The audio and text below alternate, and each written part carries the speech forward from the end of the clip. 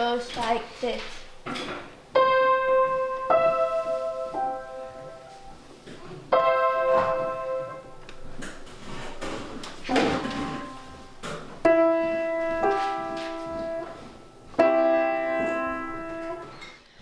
Yeah. Okay.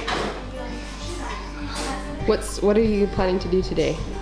Do you have any stuff? What kind of stuff? Lots of kind of stuff. Is it going to be a busy Saturday? Yeah. Yeah. My name is Sarah Tenney, and I am Emma's mom.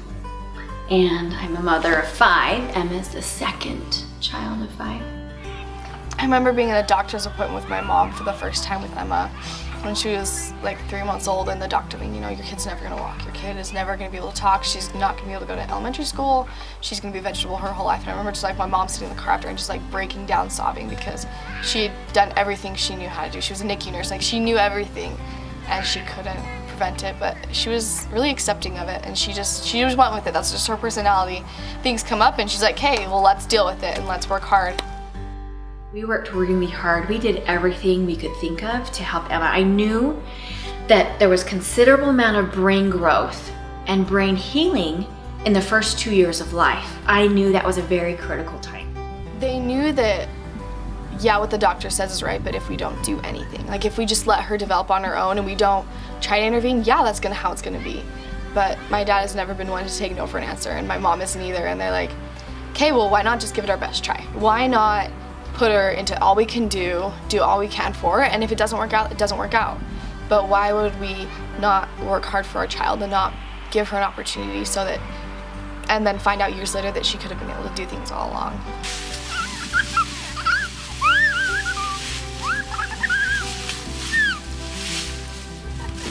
You know, there's always a component of, a little component of frustration and sadness not seeing Emma keep up with her peers on things. But it becomes overridden and of the joy when she does accomplish something that she wasn't expected to accomplish, or something that is so hard for her to accomplish. So the joys are extreme. Where are we going now, Emma? Go closer,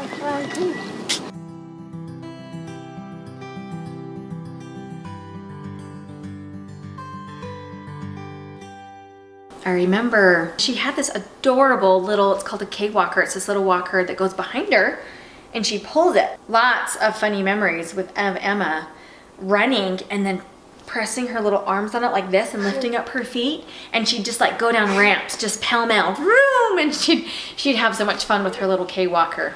But we just couldn't get her to figure out how to walk. Bonnie had suggested one day, why don't you try horse therapy? And I said, tell me all about it.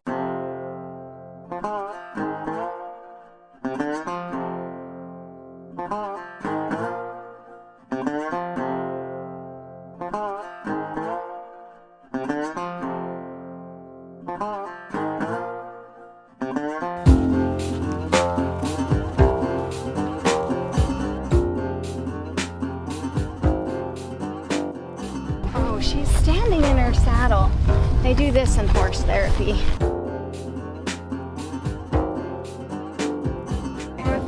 One time? Oh, come on. What about 2 or 3 times? Very okay.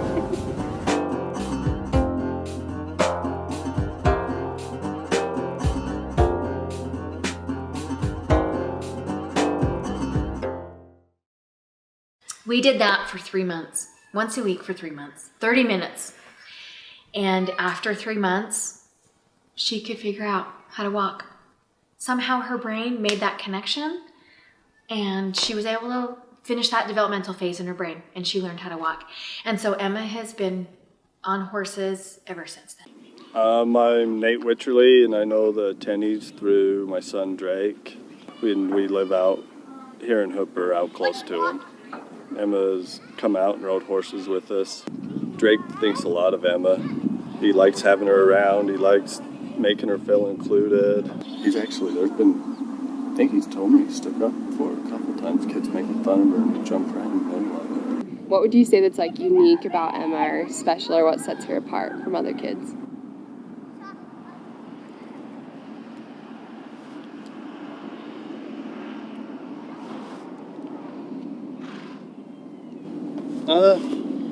The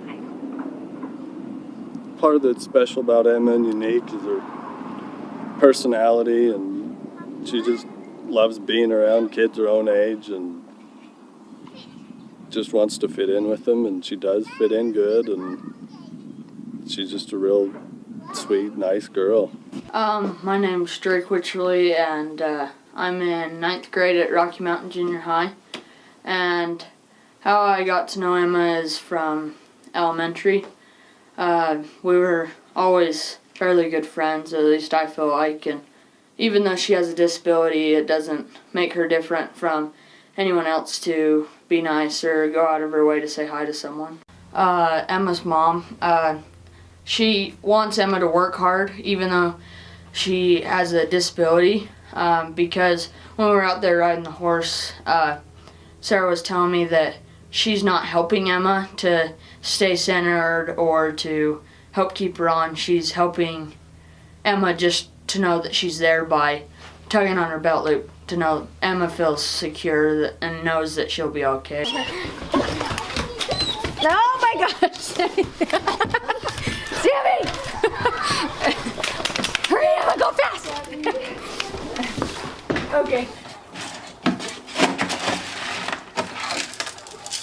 One scoop. That's enough.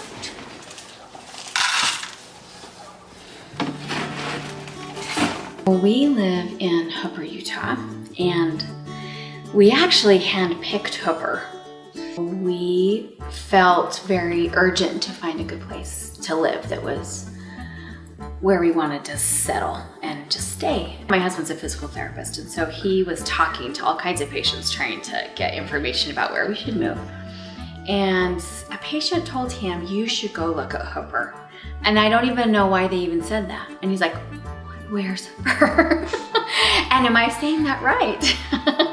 He came out driving and just drove the streets. And he was driving, and this nice old man was just walking and just waved. And he's like, "I want to live where people wave in the streets."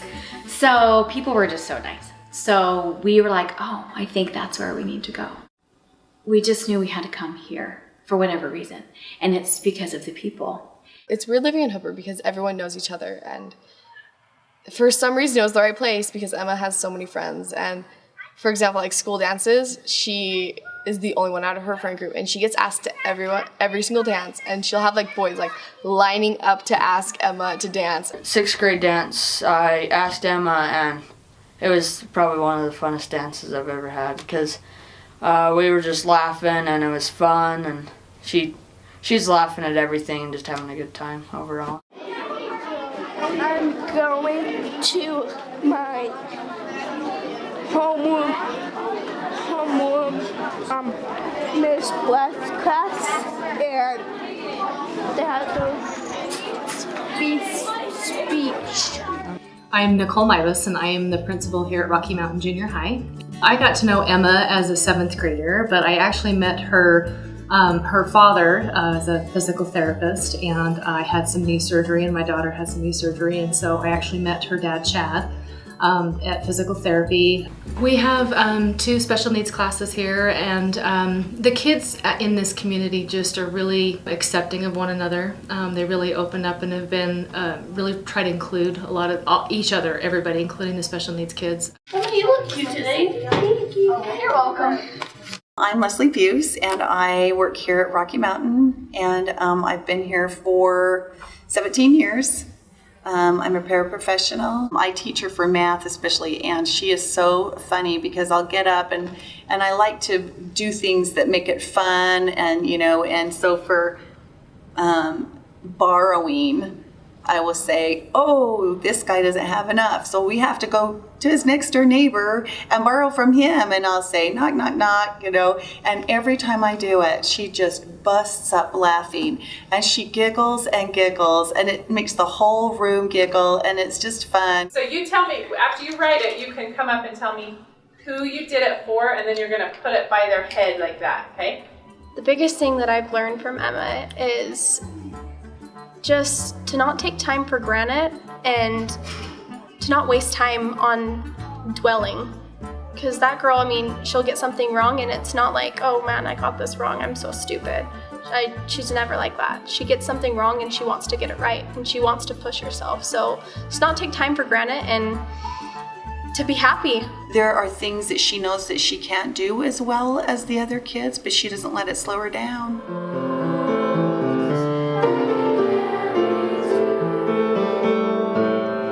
My name is Thomas Saunders. I'm a choir teacher at Rocky Mountain Junior High. I've taught here for 20 years. I've had Emma in class for the last 3 years. She will stay focused all period on an assignment. She'll stay on it until she has it done.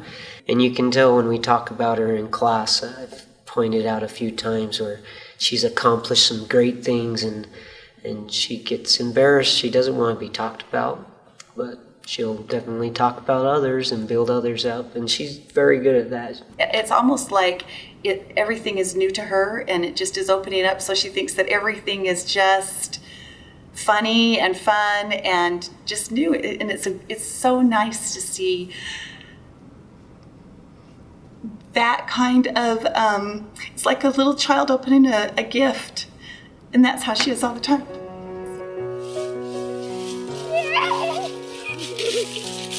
And with Emma, there's a lot of times where she struggles with her emotions and I have to remember I've got to be more patient, I've got to be kinder.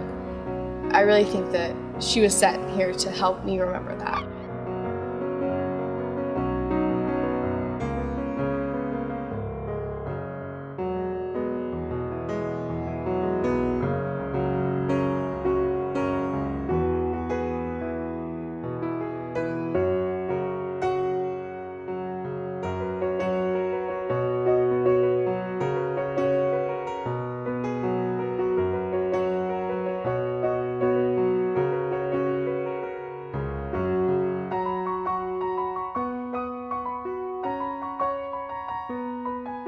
My name is Brenteni. I am 11 years old, and Emma is 3 years older than me. One day, me and Emma were out playing, and she fell off the stairs, and her leg started to hurt. And so we took her inside, and she sat down on our chair, and my mom came in, and she was like, "What's the matter?" And we tried to tell her, and she looked at it. And Emma was like, "It wasn't Brent's fault, I was just being a little clumsy." But I think that's my favorite story of hers because I kind of pushed her because we were out playing tag. And she knew that I kind of pushed her and made her fall down the stairs. But she knows that she doesn't want me to get in trouble. So I love how she did that for me that day. Hi, guys. We're going to play games. Play what game? We're going to go and play at Kel's house. Okay. What are your names? Lizzie, Landon. Okay. What's a favorite story about Emma that you really like? When she ran a marathon. When she ran a marathon. Were you there to watch her? Mm-hmm. What'd you think about it? Really cool. And she's really cute. Good job, Emma! Woo! Emma decided she wanted to do track, and when Emma decides she wants to do something, you can't really stop her from doing it. Like, she's just gonna do it. And when Emma always says she wants to do something, we've always just allowed her to do it. Skiing to horseback riding to just about anything. She wants to try it, we let her try it. And so track was scary for me. Knowing her physical capabilities, I was a little concerned about her running track.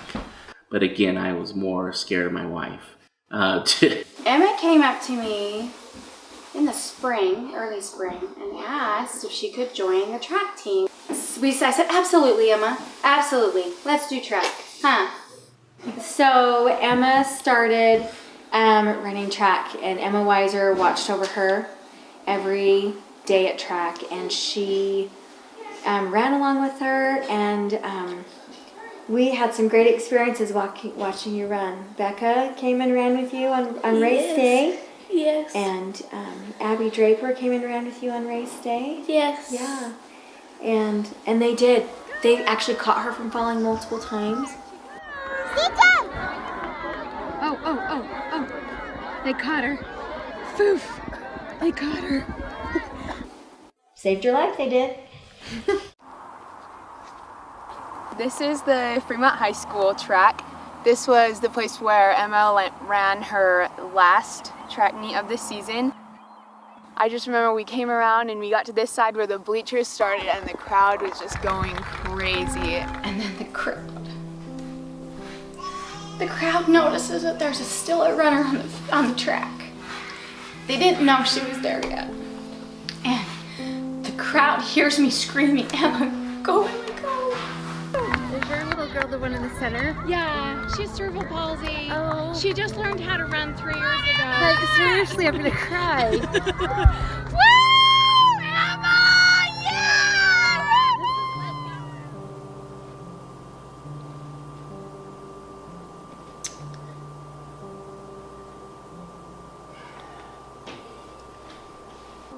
And everyone was just screaming and cheering on Emma, and it was like such a cool feeling to have that like everyone cared about her and everyone was there for her.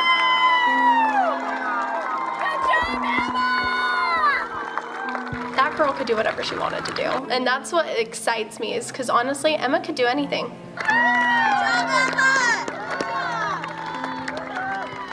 I don't even want to answer that question because that's going to limit her, and why limit someone who's limitless?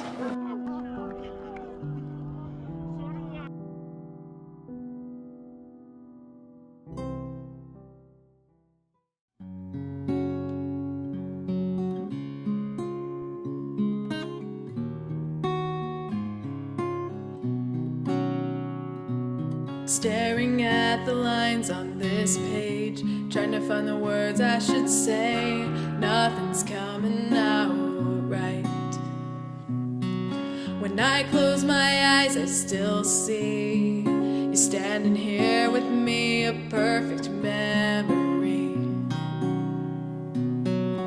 You told me don't be sad, we'll meet again someday. One fond embrace, and I watched you walk away. You came in like a light in the dark, the eye of the storm in my heart. You walked along this winding road beside me.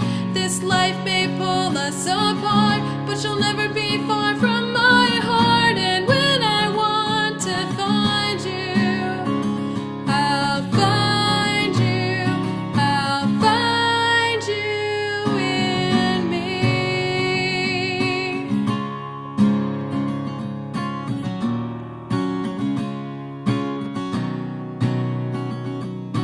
Everything has changed so fast, and though I knew it wouldn't last, your love was worth all the pain. Sleepless nights when I'm missing you, and all that we went through, you'll be with me